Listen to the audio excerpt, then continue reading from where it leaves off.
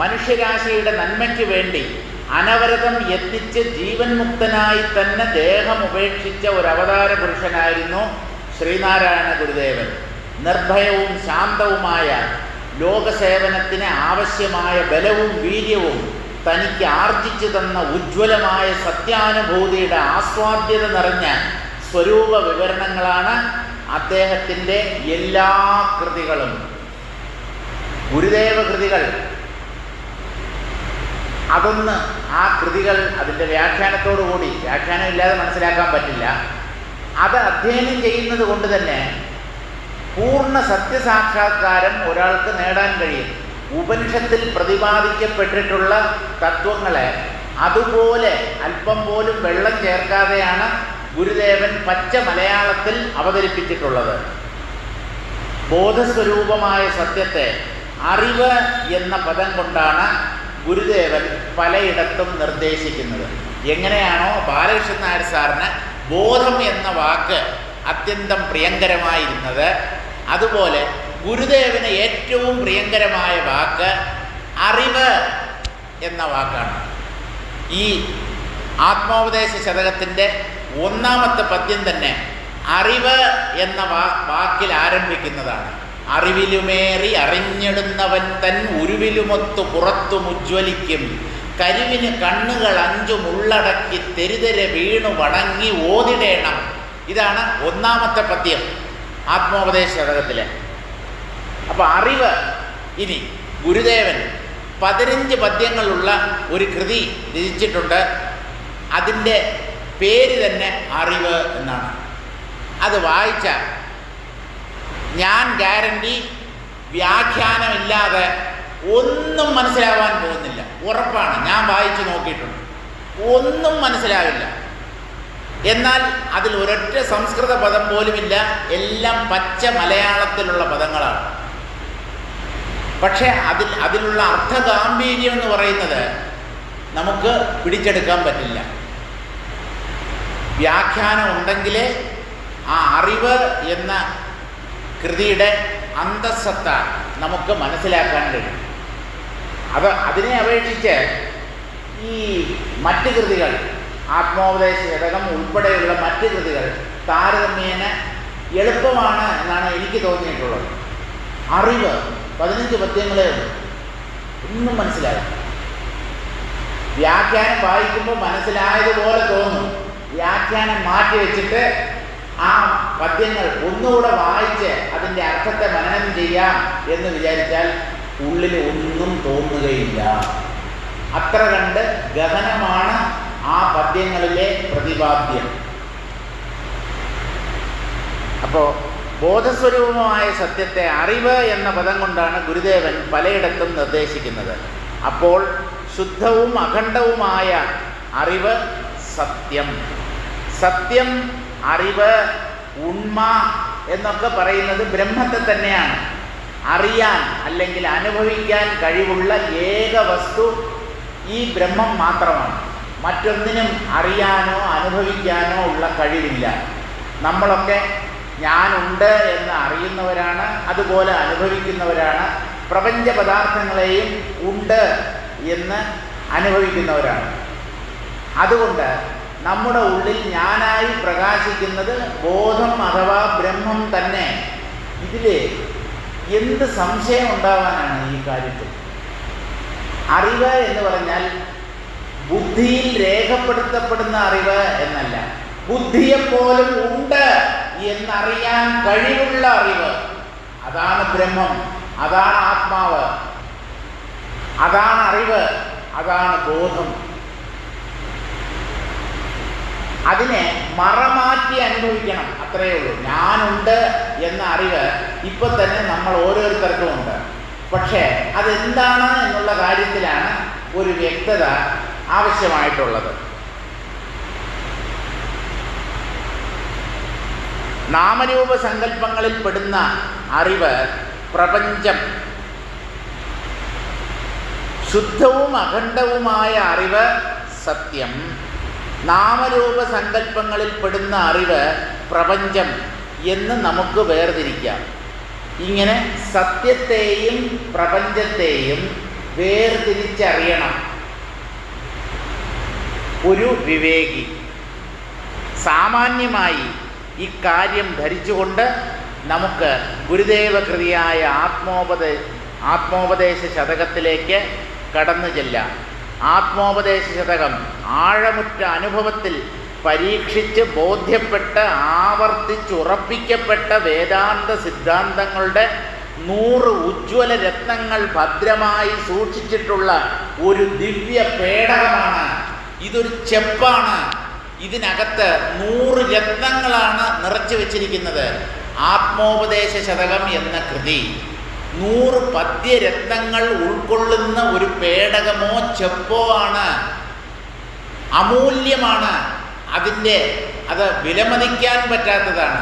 അതിൽ ഏതെങ്കിലും ഒരു ശ്ലോകം വേണ്ടവണ്ണം അർത്ഥത്തോടുകൂടി മനസ്സിലാക്കി അത് ഗ്രഹിച്ച് ജീവിതത്തിൽ പിന്തുടർന്നാൽ അത് തന്നെ ബ്രഹ്മസാക്ഷാത്കാരത്തിലേക്ക് നമ്മെ നയിക്കും. ഒരു സംശയമില്ല. 100 പഠിക്കണമെന്ന് ഞാൻ പറയത്തില്ല. ഒരെണ്ണം, ഒരു ശ്ലോകം, ആദ്യത്തെ ശ്ലോകം തന്നെ ആയിക്കോട്ടെ, ആ ഒരെണ്ണം നേരാംവണ്ണം പഠിച്ചാൽ അത് തന്നെ സത്യസാക്ഷാത്കാരത്തിലേക്ക് നമ്മെ നയിക്കും. 100 പദ്യങ്ങളും പഠിക്കാൻ കഴിഞ്ഞാൽ ഒരു സംശയവും ഉണ്ടാവില്ല.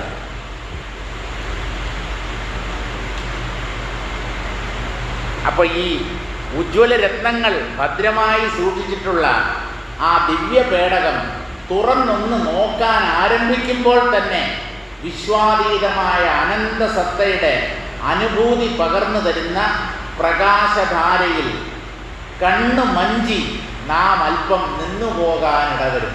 കണ്ണ് മഞ്ചുക എന്ന് പറഞ്ഞാൽ കണ്ണ് മഞ്ഞളിക്കുക എന്ന് നമ്മൾ പറയത്തില്ലേ.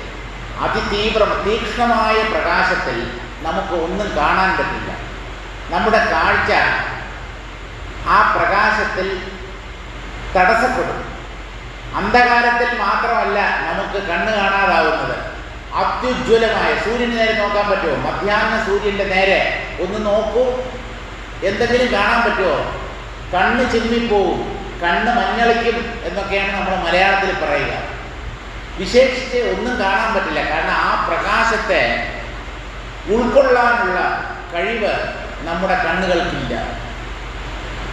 അപ്പോൾ കണ്ണടഞ്ഞു പോകും. അല്ലെങ്കിൽ ആ കൺപോളകൾ അടച്ച് ചെറിയ ആ വിടവിലൂടെ മാത്രമേ 2 കണ്ണിൻ്റെയും ഇടയ്ക്കുള്ള 2 കണ്ണല്ല, ഒരു കണ്ണിൻ്റെ 2 പോളകൾക്കിടയിലൂടെ മാത്രമേ കണ്ണൊന്ന് അടച്ച് മാത്രമേ നമുക്ക് സൂര്യന് നേരെ നോക്കാൻ പറ്റൂ. അല്ലെങ്കിൽ നമ്മുടെ വിരലുകൾ ഇങ്ങനെ ഒരു വട്ടത്തിൽ ഇങ്ങനെ വെച്ചിട്ട് അതിൻ്റെ ഇടയിലൂടെ ഇങ്ങനെ നോക്കണം. അങ്ങനെയേ ഉച്ചസൂര്യനെ കാണാൻ പറ്റും. അതുപോലെ ഈ സത്യത്തിൻ്റെ പൂർണ്ണാനുഭവം അതൊരു പ്രകാശധാരയാണ്. അത് നമ്മുടെ അറിവിൽ ഉൾപ്പെടുന്നതല്ല. അതിനെ നമ്മുടെ അല്പമായ ബുദ്ധി കൊണ്ട് ഗ്രഹിക്കാൻ പറ്റില്ല. കാരണം അതാണ് ഞാനുണ്ട് എന്നും എനിക്കൊരു ബുദ്ധിയുണ്ട് എന്നും ആ ബുദ്ധിയിലൂടെ അല്ലെങ്കിൽ മനസ്സിലൂടെ അനുഭവിക്കപ്പെടുന്ന ഒരു പ്രപഞ്ചമുണ്ട് എന്നും അറിയുന്നത്. എല്ലാത്തിനെയും അറിയിച്ചു തരുന്നതിനെ എന്തിലൂടെ അറിയാൻ, എങ്ങനെ അറിയാൻ? ഇത് ഉപനിഷത്ത് ഉന്നയിക്കുന്ന ഒരു ചോദ്യമാണ്. യാജ്ഞവൽക്യ മഹർഷി തൻ്റെ പത്നിയായ മൈത്രേയിയോട് ചോദിക്കുന്നതാണ്. അരേ മൈത്രേയി വിജ്ഞാതാരം കേന വിജാനീയാ. അല്ലയോ ഭാര്യയെ, എടോ ഭാര്യയെ എന്നാണ് വിളിക്കുന്നത്. അറിയുന്നവനെ എന്തുകൊണ്ടറിയും?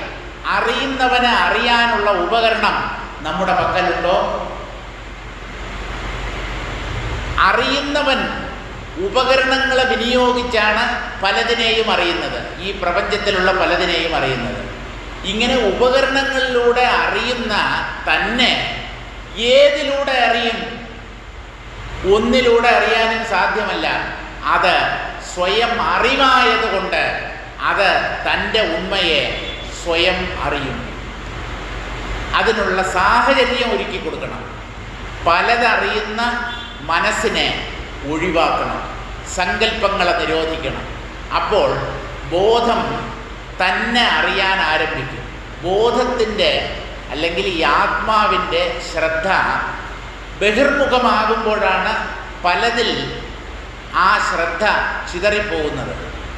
മനസ്സിനെ അന്തർമുഖമാക്കി ഉള്ളിലേക്ക് തിരിയുമ്പോൾ തൻ്റെ സ്വരൂപം എന്താണ് എന്ന് വ്യക്തമായി അറിയാൻ പറ്റും.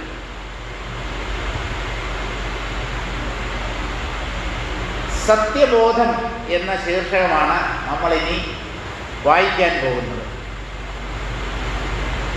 ആ സത്യബോധം എന്ന് പറയുന്നത് ആത്മജ്ഞാനത്തെക്കുറിച്ചുള്ള 6 പദ്യങ്ങൾ. 6 പദ്യങ്ങൾ എന്ന് പറഞ്ഞാൽ ആത്മോപദേശ ശതകത്തിലെ 1 മുതൽ 6 വരെയുള്ള പദ്യങ്ങളാണ് സത്യബോധത്തെക്കുറിച്ച് പ്രതിപാദിക്കുന്നത്. ആദ്യത്തെ 6 ശ്ലോകങ്ങളിൽ നിർവികൽപമായ സത്യത്തിൻ്റെ സ്വരൂപം വെളിപ്പെടുത്തുകയാണ് ഗുരുദേവൻ. എന്താണ് ഈ സത്യബോധം അഥവാ ആത്മജ്ഞാനം? അതും അല്ലെങ്കിൽ ആത്മാവിനെ കുറിച്ചുള്ള അറിവ്. ആത്മസാക്ഷാത്കാരം നേടിയ ഒരാൾ എന്തിനെയാണ് അറിയുന്നത്, എന്തിനെയാണ് അനുഭവിക്കുന്നത് എന്ന ഒരു സംശയം നമ്മുടെ ഉള്ളിലുണ്ടാവാം. ആ സംശയം തീർത്തു തരികയാണ് ഈ ആദ്യത്തെ 6 പദ്യങ്ങളിൽ ഗുരുദേവൻ. ഒന്നാമത്തെ പദ്യത്തിലേക്ക് നമുക്ക് കടക്കാം. അറിവിലുമേറി അറിഞ്ഞിടുന്നവൻ തൻ ഉരുവിലുമൊത്ത് പുറത്തും ഉജ്ജ്വലിക്കും കരിവിന് കണ്ണുകൾ 5 ഉള്ളടക്കി തെരുതെരെ വീണ് വണങ്ങി ഓതിടേണം. ഇതിൽ ഉജ്ജ്വലിക്കും എന്നുള്ളത് മാത്രമാണ് സംസ്കൃത പദം. ബാക്കിയുള്ളതെല്ലാം പച്ച മലയാള പദങ്ങളാണ്. എന്തെങ്കിലും മനസ്സിലാകുന്നുണ്ടോ? അതൊരു കുറ്റമോ കുറവോ അല്ല കേട്ടോ.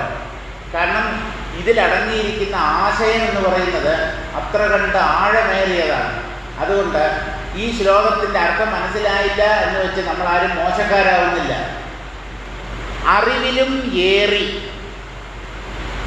അറിവ് എന്ന് പറഞ്ഞാൽ ഇവിടെ ആത്മാവ്, ബ്രഹ്മം, ബോധം എന്ന അർത്ഥത്തിലല്ല.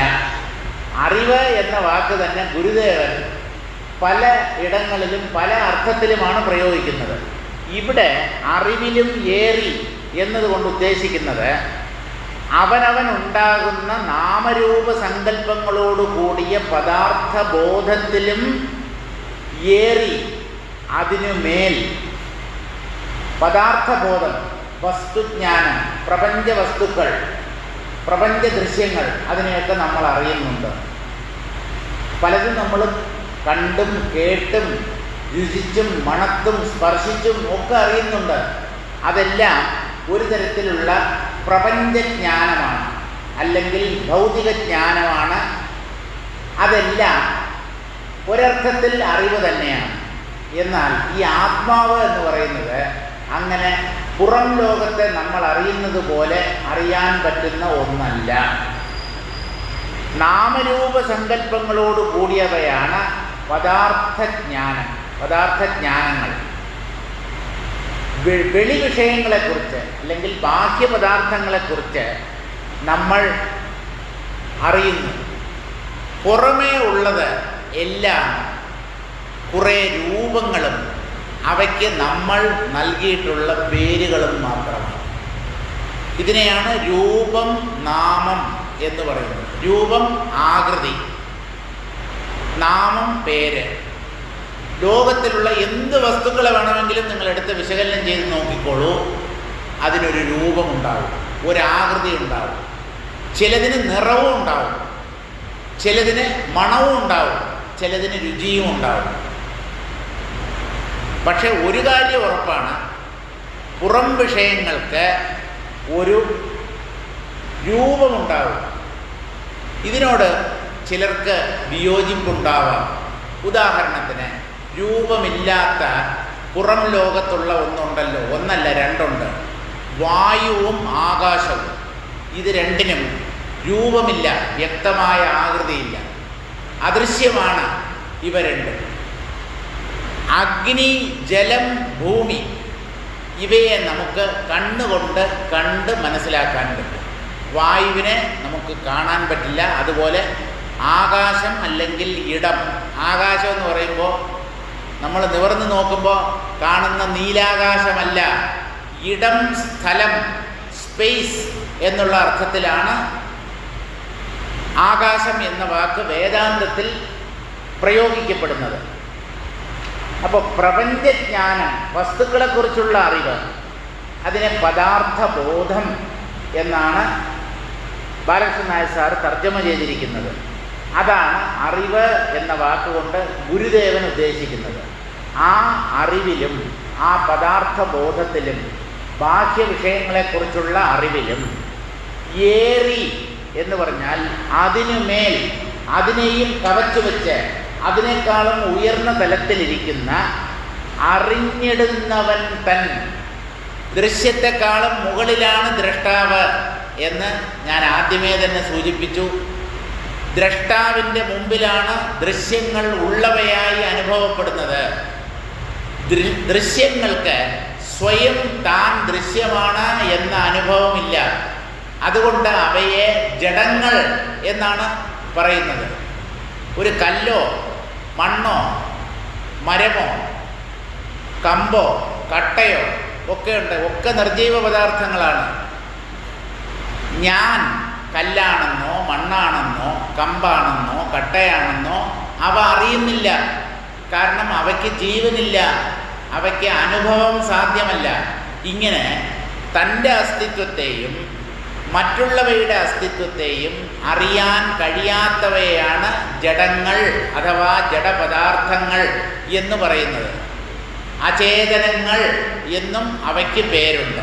അചേതനങ്ങൾ, ജഡങ്ങൾ, ജീവനില്ലാത്തവ എന്നൊക്കെയാണ് പറയുന്നത്. പക്ഷേ ജീവികളുടെ കഥ അതിൽ നിന്ന് തികച്ചും വിഭിന്നമാണ്. ജീവൻ അത് ഒരു കൃമിയോ കീടമോ ആയാലും, ആന, നീലത്തിമിംഗലം പോലെയുള്ള കൂറ്റൻ ജീവികളായാലും എല്ലാം ജീവനുള്ളവയാണ്. ജീവനുള്ളവയ്ക്ക് മാത്രമേ അറിവ്, അനുഭവം, സംവേദനം സാധ്യമാവുകയുള്ളൂ. ആ ജീവൻ വാസ്തവത്തിൽ ബ്രഹ്മം തന്നെയാണ്. ജീവോ ബ്രഹ്മൈവ ന അപരഃ.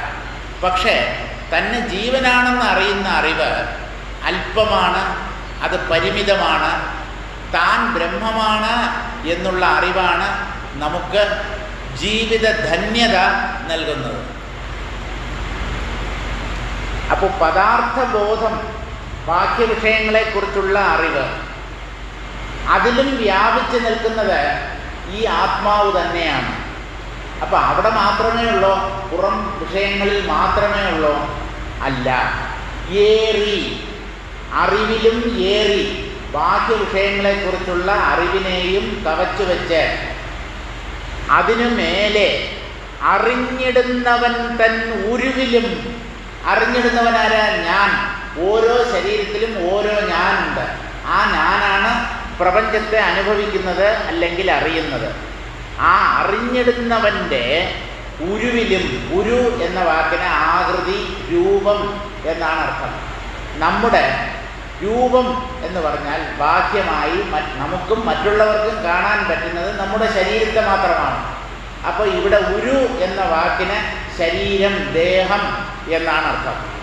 അപ്പോൾ ജീവൻ്റെ അറിവിലും അതുപോലെ ഈ ജീവന്മാരുടെ ശരീരത്തിലും ഒത്ത് എന്ന് പറഞ്ഞാൽ ചേർന്ന് നിന്നുകൊണ്ട്, വിട്ടുപോകാതെ എന്നർത്ഥം. അറിവിലുമേറി അറിഞ്ഞിടുന്നവൻ തൻ ഉരുവിലും ഒത്ത് നിൽക്കുന്നതാണ് ഈ ആത്മാവ്. വിട്ടുപോകാതെ അതിനോട് ചേർന്ന് നിൽക്കുന്നത്. ഇപ്പം ഈ പറഞ്ഞതെല്ലാം ഒരു വ്യക്തിയുമായി നേരിട്ട് സംബന്ധപ്പെട്ട കാര്യങ്ങളാണ്. അറിവ്, പ്രപഞ്ചജ്ഞാനം ജീവന്മാർക്കാണ് അല്ലെങ്കിൽ ജീവികൾക്കാണ്. ആ അറിവ് ബുദ്ധി അധിഷ്ഠിതമാണ്. ബുദ്ധിയിലാണ് ആ അറിവ്. ഇനി അറിഞ്ഞിടുന്നവൻ അത് ഞാനാണ് അഥവാ ജീവനാണ്, വ്യക്തി. അതും ഉള്ളിലുള്ള അനുഭവമാണ്. ശരീരം അത് മറ്റുള്ളവർക്ക് കാണാൻ കഴിയും. അതിനൊരു ബാഹ്യരൂപമുണ്ട്, അത് സ്ഥൂലമാണ്. ഇങ്ങനെ പ്രപഞ്ചജ്ഞാനത്തിലും ആ ജ്ഞാനത്തെ അറിയുന്ന ജീവഭാവത്തിലും ഞാൻ ഉണ്ട് എന്ന അറിവിലും അതുപോലെ ഈ ശരീരത്തിലും വിട്ടുപോകാതെ ഇവയോട് ചേർന്ന് നിന്നുകൊണ്ട് പ്രകാശിക്കുന്നതാണ് ഈ ആത്മാവ്. അപ്പോൾ പുറമെ പ്രപഞ്ചമാണ് എന്നല്ലേ പറഞ്ഞത്? പ്രപഞ്ചം ജഡപദാർത്ഥങ്ങൾ നിറഞ്ഞതാണല്ലോ. പുറം ലോകത്ത് ഈ ആത്മാവുണ്ടോ എന്ന് ചോദിച്ചാൽ പുറത്തും അകത്തും പുറത്തും അതുമാത്രമേ ഉള്ളൂ. ഇതിനെയാണ് ഗുരുദേവൻ അകവും പുറവും തിങ്ങും മഹിമാവാർന്ന നിൻ പദം എന്ന് ഏത് കൃതിയിലാണ് പറഞ്ഞത്? ദൈവദശകം. ദൈവദശകത്തിലാണ് അകവും പുറവും തിങ്ങും മഹിമാവാർന്ന നിൻ പദം എന്ന് ഗുരുദേവൻ പ്രയോഗിച്ചത്. അപ്പോൾ പുറത്തും ഈ ആത്മാവ് വ്യാപിച്ചു നിൽക്കുന്നു. പുറത്തും എന്ന് പറഞ്ഞാൽ പ്രപഞ്ച വിഷയങ്ങളിലും ബാഹ്യപദാർത്ഥങ്ങളിലും ഉജ്ജ്വലിക്കും, നിറഞ്ഞു പ്രകാശിച്ചു വിളങ്ങുന്നു ഈ ആത്മാവ്. ജ്വലിക്കുക എന്നുള്ളതിനേക്കാളും അർത്ഥവ്യാപ്തി അല്ലെങ്കിൽ അതിനേക്കാളും അർത്ഥസമ്പുഷ്ടി ഉള്ളത് ഉജ്ജ്വലിക്കുക, നല്ല പോലെ പ്രകാശിക്കുക, വെട്ടിത്തിളങ്ങുക. ജ്വലിക്കുക എന്നുള്ള വാക്കിന് തന്നെ പ്രകാശിക്കുക എന്നാണ് അർത്ഥം. അഗ്നി ജ്വലിക്കുന്നു. ഭാരതത്തിൻ്റെ ലോക ക്രിക്കറ്റ് മത്സരത്തിൽ ഭാരതത്തിൻ്റെ പ്രകടനം ഉജ്ജ്വലമായിരുന്നു അല്ലെങ്കിൽ അത്യുജ്വലമായിരുന്നു എന്ന് പറയുമ്പോൾ വളരെ മികച്ചത്, ശ്രേഷ്ഠം എന്നാണ് അർത്ഥം. ജ്വലിക്കുക, ഉജ്ജ്വലിക്കുക, കത്തുക, ആളിക്കത്തുക എന്ന് നമ്മൾ പറയാറില്ലേ? അത് തന്നെയാണ്. ജ്വലിക്കുക എന്ന് പറഞ്ഞാൽ കത്തുക, ഉജ്ജ്വലിക്കുക എന്ന് പറഞ്ഞാൽ ആളിക്കത്തുക എന്ന് പറഞ്ഞാൽ കൂടുതൽ പ്രകാശത്തോടുകൂടി. ആ അഗ്നിയുടെ പൂർണ്ണമായ പ്രകാശത്തിൽ ജ്വലിക്കുന്നതിനെയാണ് ഉജ്ജ്വലിക്കുക എന്ന് പറയുന്നത്. ഈ ആത്മാവ് എല്ലായിടങ്ങളിലും ഉജ്ജ്വലിക്കുന്ന ഒന്നാണ്. എന്നിട്ടും നമ്മൾ എന്തേ അതിനെ അറിയാത്തത്? അതിന് കാരണം മറ പുറത്തല്ല, മറ ഉള്ളിലാണ്. പുറമേയാണ് മറയെങ്കിൽ ഒരു തുണിയോ കടലാസോ ഒക്കെ കൊണ്ട് ഒരു വസ്തുവിനെ മറച്ചിരുന്നാൽ ആ ആവരണത്തെ മാറ്റി അതിൻ്റെ ഉള്ളിൽ എന്താണുള്ളത് എന്ന് നമുക്ക് കാണാൻ പറ്റും. പക്ഷേ ഇവിടെ അകവും പുറവും തിങ്ങി നിൽക്കുന്ന ഈ ആത്മതത്വത്തെ എന്തുകൊണ്ട് ബഹുഭൂരിപക്ഷം ജനങ്ങളും അറിയുന്നില്ല, അനുഭവിക്കുന്നില്ല എന്ന് ചോദിച്ചാൽ അവിടെ കാണാത്തതിനെ, അനുഭവിക്കാൻ പറ്റാത്തതിന് കാരണമുണ്ട്. ആ കാരണം മറയാണ്, എന്തോ ഒന്ന് മറച്ചിരിക്കുന്നു. പക്ഷേ ആ മറ പുറത്തല്ല, അവനവൻ്റെ ഉള്ളിലാണ്. ഈ ഉള്ളിൽ അങ്ങനെ ഒരു മറയുണ്ടോ? ഉണ്ട്. അതിൻ്റെ പേരാണ് അജ്ഞാനം, അറിവില്ലായ്മ.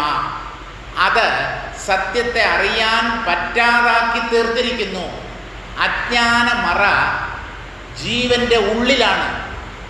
ആ അജ്ഞാനമാണ് എങ്ങും നിറഞ്ഞു നിൽക്കുന്ന പരമാത്മാവിനെ നമുക്ക് സാക്ഷാത്കരിക്കാൻ പറ്റാത്ത ഒരു സ്ഥിതിയിൽ നമ്മെ കൊണ്ടെത്തിച്ചിരിക്കുന്നത്.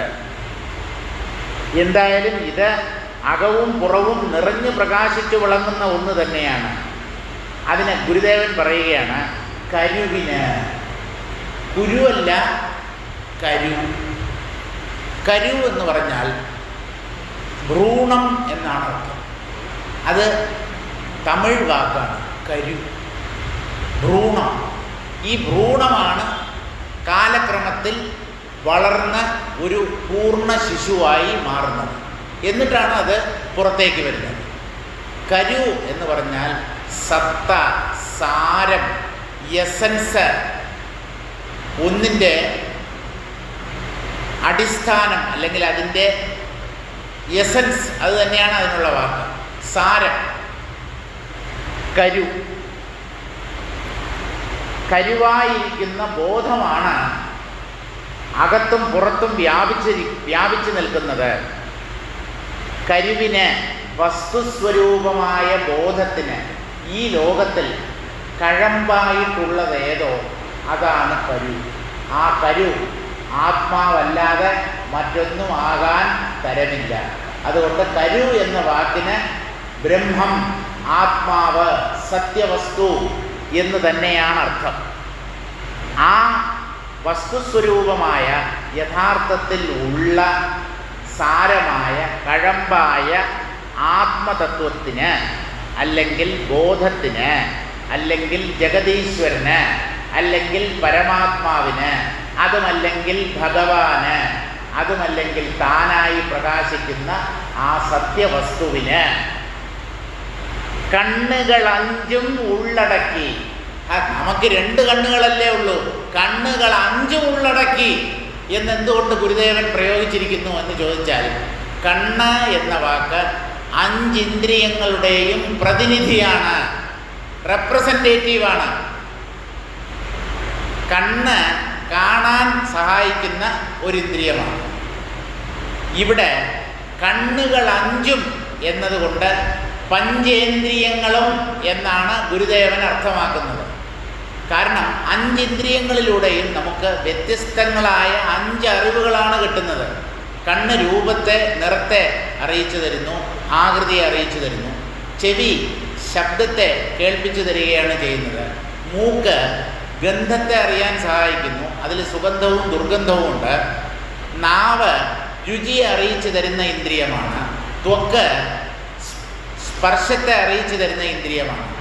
ഈ 5 ഇന്ദ്രിയങ്ങളിൽ ഓരോന്നിലൂടെയും നമുക്ക് കിട്ടുന്നത് പ്രപഞ്ച ജ്ഞാനമാണ്, അറിവാണ് നമുക്ക് കിട്ടുന്നത്. അല്ല, നമ്മൾ അനുഭവിക്കുകയല്ലേ ചെയ്യുന്നത്. ഈ അനുഭവം, അറിവ് രണ്ടും ഒന്ന് തന്നെയാണ്. ഒരു വസ്തുവിനെ അനുഭവിക്കുമ്പോൾ നമുക്ക് കിട്ടുന്നത് അറിവ് എന്നാണ് നമ്മൾ പറയുന്നത്. പക്ഷേ അറിവിന് കാരണമായിട്ടുള്ളത് അനുഭവമാണ്. കൺഫ്യൂസ് ചെയ്യിക്കുന്നുണ്ടോ? കൺഫ്യൂഷൻ ഉണ്ടാക്കുന്നുണ്ടോ?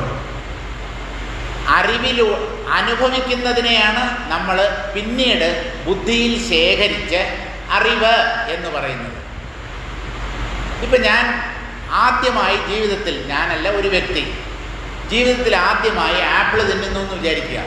അതിനു മുമ്പ് അയാൾ ആപ്പിൾ എന്നുള്ള ഫലം ഭക്ഷിച്ചിട്ടില്ല, അതുകൊണ്ട് അതിൻ്റെ സ്വാദ് അയാൾക്കറിയില്ല. ആദ്യമായി ജീവിതത്തിൽ ആപ്പിളിനെ തിന്നിട്ട് അതിൻ്റെ സ്വാദ് മനസ്സിലാക്കി അയാൾ മനസ്സിലാക്കുന്നു.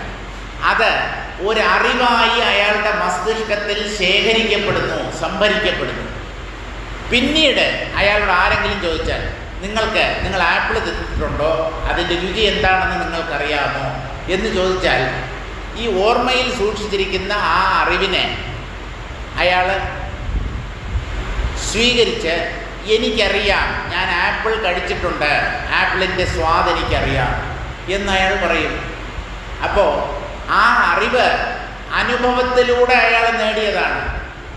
അനുഭവമാണ് ആദ്യം, അറിവ് അതിനെ തുടർന്ന് സംഭവിക്കുന്നതാണ്. അല്ലെങ്കിൽ റെക്കോർഡഡ് എക്സ്പീരിയൻസ് ആണ് നോളജ്. ശേഖരിക്കപ്പെട്ട അല്ലെങ്കിൽ രേഖപ്പെടുത്തപ്പെട്ട അറിവാണ്, അല്ല, ശേഖരിക്കപ്പെട്ട അനുഭവമാണ് അറിവ് എന്ന പേരിൽ അറിയപ്പെടുന്നത്. ശേഖരിക്കപ്പെട്ട് കഴിയുമ്പോഴാണ്, അത് എവിടെയെങ്കിലും രജിസ്റ്റർ ആകുമ്പോഴാണ് അതിന് അറിവ് എന്ന് പറയുന്നത്. അനുഭവം എന്ന് പറയുന്നത് ഒന്നിനെ അനുഭവിക്കുമ്പോൾ ആ സമയത്തുള്ള അനുഭവമാണ്. ആ അനുഭവം അവസാനിച്ചു കഴിഞ്ഞാൽ ഈ അനുഭവം അറിവായി ബുദ്ധിയിൽ സംഭരിക്കപ്പെടും. ഇപ്പോൾ ഈ അനുഭവം എന്നുള്ളത് എന്തിൻ്റെ സഹായത്താൽ നമുക്ക് ലഭിക്കുന്നുവോ അതിനെയാണ് ആത്മാവ്, ബ്രഹ്മം എന്ന് പറയുന്നത്. ബ്രഹ്മത്തിന് മാത്രമേ അനുഭവിക്കാനുള്ള കഴിവുള്ളൂ. അപ്പോൾ അനുഭവം സാധ്യമാകുന്നത് ബ്രഹ്മമുള്ളത് കൊണ്ടാണ്. ആ അനുഭവം അറിവായി ബുദ്ധിയിൽ ശേഖരിക്കപ്പെടുന്നു. അപ്പോൾ അനുഭവത്തിനും അറിവിനും വ്യത്യാസമില്ല. അനുഭവത്തിന് കാരണമായത് അറിവ് സ്വരൂപമായ ബ്രഹ്മമാണ്, അല്ലെങ്കിൽ അനുഭവ സ്വരൂപമായ ബ്രഹ്മമാണ്. അതുകൊണ്ട് അറിവ്, അനുഭവം എന്നുള്ളത് രണ്ടായി പറയപ്പെട്ടിട്ടുണ്ടെങ്കിലും, അങ്ങനെ രണ്ടായി നമുക്ക് മനസ്സിലാക്കാമെങ്കിലും അടിസ്ഥാനപരമായി അറിവും അനുഭവവും ഒന്ന് തന്നെ. ഇത് രണ്ടും ഒന്നായതുകൊണ്ടാണ് അനുഭവം അറിവായി സൂക്ഷിക്കപ്പെടുന്നത്. അറിവിന് കാരണമാകുന്നത് അനുഭവമാണ്. ആ അനുഭവസ്വരൂപമായ സത്യത്തെയാണ് ബ്രഹ്മം, ആത്മാവ് എന്നീ വാക്കുകൾ കൊണ്ട് സൂചിപ്പിക്കുന്നത്. ആ കരുവിന്, ബോധത്തിന്, ഈ ലോകത്തിൽ കഴമ്പായിട്ടുള്ള ആ സത്യത്തിന് കണ്ണുകളഞ്ചും ഉള്ളടക്കി 5 ജ്ഞാനേന്ദ്രിയങ്ങളാണ് നമുക്കുള്ളത്. കണ്ണ്, കാത്, മൂക്ക്, നാക്ക്, ത്വക്ക്. 5 വിധത്തിലുള്ള അനുഭവങ്ങളാണ് നമുക്ക് ഈ ഓരോ ഇന്ദ്രിയത്തിലൂടെയും ലഭിക്കുന്നത്. ആ 5 ജ്ഞാനേന്ദ്രിയങ്ങളെയും ഉള്ളടക്കി എന്ന് പറഞ്ഞാൽ പ്രത്യാഹരിച്ച് അന്തർമുഖമാക്കി തീർത്ത് ഇന്ദ്രിയങ്ങളെ പുറം ലോകത്തേക്ക് അഴിച്ചുവിടാതെ ആ ഇന്ദ്രിയങ്ങളെ ഉള്ളിലേക്ക് തിരിച്ച് ഏകാഗ്രപ്പെട്ട് ധ്യാനനിഷ്ഠമാക്കി തെരുതെരെ എന്ന് പറഞ്ഞാൽ തുടരെ എന്നർത്ഥം. പല പ്രാവശ്യം, വീണ്ടും തെരുതെരെ വീണ് വണങ്ങി സാഷ്ടാംഗ പ്രണാമം ചെയ്തിട്ട്, പ്രണമിച്ചിട്ട്, നമസ്കരിച്ചിട്ട് എന്തു വേണം? ഓതിടേണം. തെരുതെരെ വീണു വണങ്ങി ഓതിടേണം. ഓതുക എന്നുള്ളതിന് പല അർത്ഥങ്ങളുണ്ട്. സാധാരണ ഈ അമ്മായിയമ്മമാരും നാത്തൂന്മാരും പറയുന്നൊരു ചൊല്ലുണ്ട്. എൻ്റെ മോൻ്റെ ചെവിയിൽ അവളെന്തോ ഓതിക്കൊടുക്കുന്നു എന്ന് പറഞ്ഞാൽ നുണ, ഇല്ലാത്തതും കൊല്ലാത്തതും ഒക്കെ പറഞ്ഞ് അയാളുടെ ബുദ്ധിയെ വഴിതിരിച്ചു വിടുക, അയാളെ തെറ്റിദ്ധരിപ്പിക്കുക. ഇനി ഓതുക എന്നുള്ളതിന് പറയുക എന്നുള്ള അർത്ഥമുണ്ട്. ഇനി ഓതുക എന്നുള്ളതിന് വേദം ജപിക്കുക, വേദമന്ത്രങ്ങൾ ജപിക്കുക, വേദം ചൊല്ലുക എന്നർത്ഥമുണ്ട്. അതുകൊണ്ട് ഈ ഓതുക എന്നുള്ള തൊഴിലിന് ഓത്ത് എന്ന് പറയാറുണ്ട്. അതായത് വേദമന്ത്രങ്ങൾ ചൊല്ലുക. ഓതുന്നവർ, അദ്ദേഹത്തിന് നല്ലതുപോലെ ഓതാനറിയാം എന്ന് പറഞ്ഞാൽ വേദമന്ത്രങ്ങൾ ചൊല്ലാൻ അറിയാം എന്നാണ് അർത്ഥം. ഇനി ഓതിടേണം എന്നുള്ളതിന് ഇവിടെ എന്താണ് അർത്ഥം? നാമസങ്കീർത്തനം ചെയ്യണം. അതല്ലേ നമ്മളിവിടെ ചെയ്യുന്നത്? ഓം ശ്രീറാം ജയ റാം ജയ് ജയ റാം. അതെന്താണ്? ഭഗവാന്റെ തിരുനാമങ്ങളാണ്. ആ നാമസങ്കീർത്തനം ചെയ്യണം. മറ്റൊരർത്ഥം പറയുന്നുണ്ട്, ഉപദേശിക്കണം. ഈ ആത്മതത്വത്തെ ഗുരുനാഥൻ ശിഷ്യന് ഉപദേശിക്കുന്നതിന് മുമ്പ് ആ സത്യത്തെ, തൻ്റെ ഉള്ളിൽ താനായി പ്രകാശിക്കുന്ന ആ പരമാത്മതത്വത്തെ ഉള്ളുകൊണ്ട് നമസ്കരിച്ചിട്ട് വേണം ഈ ആത്മതത്വത്തെ ശിഷ്യന് ഉപദേശിക്കാൻ. അല്ലാതെ ഉപദേശിച്ചാൽ പ്രയോജനപ്പെടില്ല, ഫലപ്രദമാവില്ല എന്നാണ്. പരമാത്മാവിൻ്റെ അനുഗ്രഹം കൊണ്ട് പൊന്തുന്നവയാണ് വാക്കുകൾ, ആശയങ്ങൾ. അപ്പോൾ താൻ ഉള്ളിൽ അനുഭവിക്കുന്ന സത്യത്തെ ശിഷ്യന് പറഞ്ഞു മനസ്സിലാക്കാൻ ആ പരമാത്മാവിൻ്റെ കൃപ കൂടിയേ തീരൂ. അതുകൊണ്ട് ആ സത്യത്തെ വീണ് വണങ്ങിയിട്ട് വേണം ഈ ആത്മതത്വത്തെ ഉപദേശിക്കാൻ അഥവാ ചർച്ച ചെയ്യാൻ. ആത്മതത്വത്തെക്കുറിച്ച് പറയാനും കേൾക്കാനും ആത്മാവിൻ്റെ കൃപയുണ്ടെങ്കിലേ പറ്റൂ. കേട്ട് മനസ്സിലാക്കുക ബുദ്ധിയുടെ കഴിവാണ്, ബുദ്ധിയുടെ പ്രവൃത്തിയാണ്. പറയുക എന്നുള്ളത് വാക്ക് അഥവാ നാക്ക്. ആ നാവ് എന്നുള്ള ഇന്ദ്രിയത്തിലൂടെയാണ് സംസാരിക്കുന്നത്. അപ്പോൾ യുക്തമായ അനുയോജ്യമായ വാക്കുകൾ ഉള്ളിൽ തോന്നണം. ഉദാത്തമായ ആശയങ്ങൾ, നല്ല നല്ല ഉദാഹരണങ്ങൾ ഇതൊക്കെ അതാത് സമയത്ത് ഉള്ളിൽ തോന്നുന്നത് ഈശ്വര കൃപ കൊണ്ടാണ്. ആ ഈശ്വര കൃപയ്ക്കായി ഉള്ളിലുള്ള ആ ഭഗവാനെ, പരമാത്മാവിനെ വീണു വണങ്ങിയതിന് ശേഷം മാത്രമേ ഈ ആത്മതത്വത്തെ ശിഷ്യന് ഒരു ഗുരുനാഥൻ ഉപദേശിക്കാവൂ. അല്ലാതെ ദാ ഞാൻ പറഞ്ഞു കൊടുക്കാം, ഞാൻ ആരാ കേവൻ, ഞാൻ ബ്രഹ്മജ്ഞാനിയാണ്, ദാ ഇപ്പൊ പറഞ്ഞ് മനസ്സിലാക്കിക്കളയാം എന്നുള്ള അഹങ്കാരത്തോടു കൂടിയാണ് ഈ സത്യത്തെ ഒരു വ്യക്തി ഉപദേശിക്കുന്നതെങ്കിൽ ആ ഉപദേശം ഫലപ്രദമാവുകയില്ല. അത് ശിഷ്യനിൽ ഒരു തരത്തിലുള്ള എഫക്റ്റും ഉണ്ടാക്കുകയില്ല. ആ ഉപദേശം ശിഷ്യനിൽ ഒരു തരത്തിലുള്ള മാറ്റവും സൃഷ്ടിക്കുകയില്ല. കേട്ടതും കേൾക്കാത്തതും ഒരുപോലെയാവും ആ ശിഷ്യനെ സംബന്ധിച്ച്. അതുകൊണ്ട് പറയുന്നയാൾക്ക് വിനയമുണ്ടാവണം, കേൾക്കുന്നവർക്ക് അതിനേക്കാളേറെ വിനയമുണ്ടാവണം. ഇങ്ങനെ വിനയത്തോടു കൂടി പറയുകയും വിനയത്തോടു കൂടി കേൾക്കുകയും ചെയ്താലാണ് ഈ ആത്മതത്വം ബുദ്ധിയിൽ രേഖപ്പെടുത്തപ്പെടുക. ബുദ്ധിക്ക് മനസ്സിലാവുന്നത് ഈ വിനയം ഉണ്ടാകുമ്പോൾ മാത്രമാണ്. അവനവനുണ്ടാകുന്ന നാമരൂപ സങ്കല്പങ്ങളോടുകൂടിയ പദാർത്ഥ ബോധത്തിലും അതിനുമേൽ അറിയുന്നവൻ്റെ ദേഹത്തിലും വിട്ടുപോകാതെ അതിനോട് ചേർന്ന് തന്നെ ബാഹ്യ വിഷയങ്ങളിലും നിറഞ്ഞ് പ്രകാശിച്ചു വിളങ്ങുന്ന വസ്തുസ്വരൂപമായ ബോധത്തിന് അല്ലെങ്കിൽ ബ്രഹ്മത്തിന് ജ്ഞാനേന്ദ്രിയങ്ങളെ അഞ്ചിനെയും പ്രത്യാഹരിച്ച് അന്തർമുഖമാക്കി തീർത്ത് അഥവാ ധ്യാനനിഷ്ഠമാക്കി തുടരെ പ്രണമിച്ച് നാമസങ്കീർത്തനം ചെയ്യണം അഥവാ ഉപദേശിക്കണം, അതുമല്ലെങ്കിൽ ചർച്ച ചെയ്യണം എന്നുള്ള മുഖവുരയോടുകൂടിയാണ് ആത്മോപദേശ ശതകം ആരംഭിക്കുന്നത്. നമ്മൾ ഒരു ശ്ലോകം വായിച്ചു, അതിൻ്റെ വാച്യാർത്ഥവും വായിച്ചു. ഇതിന് വളരെ വിശദമായ ഒരു വ്യാഖ്യാനം ബാലകൃഷ്ണൻ നായർ സാറ് നൽകിയിട്ടുണ്ട്. നമ്മുടെ സമയം അതിക്രമിച്ചതുകൊണ്ട് 1 മണിക്ക് നിർത്താം എന്നാണ് ശ്രീകുമാറിന് ഞാൻ വാക്ക് നൽകിയത്. അതുകൊണ്ട് കൂടുതൽ ദീർഘിപ്പിക്കുന്നില്ല. ഈ പോക്ക് പോവുകയാണെങ്കിൽ ഒരു ദിവസം ഒരു ശ്ലോകം പോലും പൂർത്തിയാക്കാൻ പറ്റിയില്ല. അപ്പോൾ എന്നത്തേക്ക് തീരും? തീരുമ്പോൾ തീരും. ഒരെണ്ണം നേരെ പഠിച്ച് അതിൻ്റെ അർത്ഥം ഗ്രഹിച്ചാൽ മതി. ഈ ആദ്യത്തെ പദ്യത്തിൻ്റെ അർത്ഥം മാത്രം വേണ്ടവണ്ണം മനസ്സിലാക്കിയാൽ അത് തന്നെ ധാരാളം. അമൃതം തൊട്ടിയിൽ കോരി കുടിക്കേണ്ട കാര്യമില്ല, 2 തുള്ളി നക്കിയാൽ മതി, അമരത്വം സിദ്ധിക്കും. മരുന്ന് അല്പമായിട്ടാണ് നമ്മൾ സേവിക്കുന്നത്.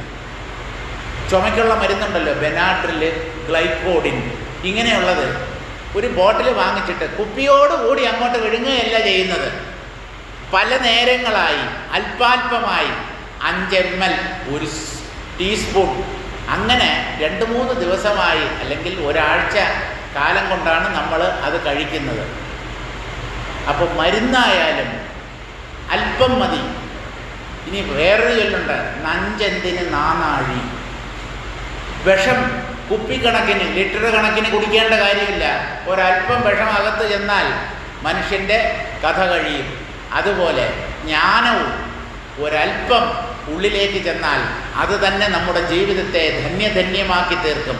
സ്വൽപമപ്യസ്യ ധർമ്മസ്യ ത്രായതേ മഹതോ ഭയാത് എന്നാണ് കൃഷ്ണ പരമാത്മാവ് ഗീതയിൽ ഉപദേശിക്കുന്നത്. അർജുന, ഈ ജ്ഞാനം ഇത് മുഴുവനൊന്നും നീ ഗ്രഹിക്കേണ്ട, ഉള്ള ഉപനിഷത്തുകളും മറ്റ് വേദാന്ത ഗ്രന്ഥങ്ങളും ഒന്നും പഠിക്കണ്ട. ഒരെണ്ണം, അതിലെ ഒരു പദ്യം, ഒരു ശ്ലോകം വേണ്ടവണ്ണം പഠിച്ച് അതിൻ്റെ അർത്ഥത്തെ മനനം ചെയ്താൽ അത് തന്നെ സത്യസാക്ഷാത്കാരത്തിലേക്ക് നയിക്കും. അതുകൊണ്ട് നമുക്ക് ചോദിച്ചു പോവാം എന്ന് പറയുന്നില്ല, നമുക്ക് പറഞ്ഞ് അല്പാൽപമായി അടിമേലടിവെച്ച് ശ്രദ്ധയോടുകൂടി മുന്നോട്ട് നീങ്ങാം. ഇപ്പം ഇതിൻ്റെ ബാക്കി എന്താണെന്ന് ചോദിച്ചു കഴിഞ്ഞാൽ അടുത്ത മാസം ആദ്യത്തെ ഞായറാഴ്ചയെ ഇതിൻ്റെ ബാക്കി എനിക്ക് പറയാനും നിങ്ങൾക്ക് കേൾക്കാനും കഴിയും. അതുകൊണ്ട് കാത്തിരിക്കുക. നമ്മളൊക്കെ രോഗികളാണ്. ഒരു ഡോക്ടറുടെ അടുത്ത് വന്നു കഴിഞ്ഞാൽ നേരെ ഇടിച്ചു കയറി വാതിൽ തള്ളി തുറന്ന് അകത്ത് കയറുകയില്ല. നമുക്ക് മുമ്പേ വന്ന ക്യൂവിൽ നിൽക്കുന്ന ധാരാളം രോഗികളുണ്ടാവും. അതുകൊണ്ട് ക്ഷമയോടുകൂടി കാത്തിരിക്കുക. ഒരു സാധകന് വളരെ അത്യാവശ്യം വേണ്ട ഒരു ഗുണമാണ് ക്ഷമ അഥവാ സഹനശക്തി. അതുകൊണ്ട് അക്ഷമരാകരുത്. ക്ഷമയോടുകൂടി പതുക്കെ പതുക്കെ നമുക്ക് ആത്മോപദേശ ശതകം മനസ്സിലാക്കാൻ ശ്രമിക്കാം. നമുക്ക് ഇന്നത്തേക്ക് ഇവിടെ നിർത്താം. എല്ലാവർക്കും നന്ദി, നമസ്കാരം. അന്യഥാ ശരണം നാസ്തി, അന്യഥാ ശരണം നാസ്തി, ത്വമേവ ശരണം മമ. തസ്മാത് കാരുണ്യഭാവേന രക്ഷ രക്ഷ മഹേശ്വര. ഓം പൂർണ്ണമദഃ പൂർണ്ണമിദം പൂർണ്ണാത് പൂർണ്ണമുദച്യത്തെ പൂർണ്ണസ്യ പൂർണ്ണമാദായ പൂർണ്ണമേവാവശിഷ്യത്തെ. ഓം ശാന്തി ശാന്തി ശാന്തി. ഹരി ഓം.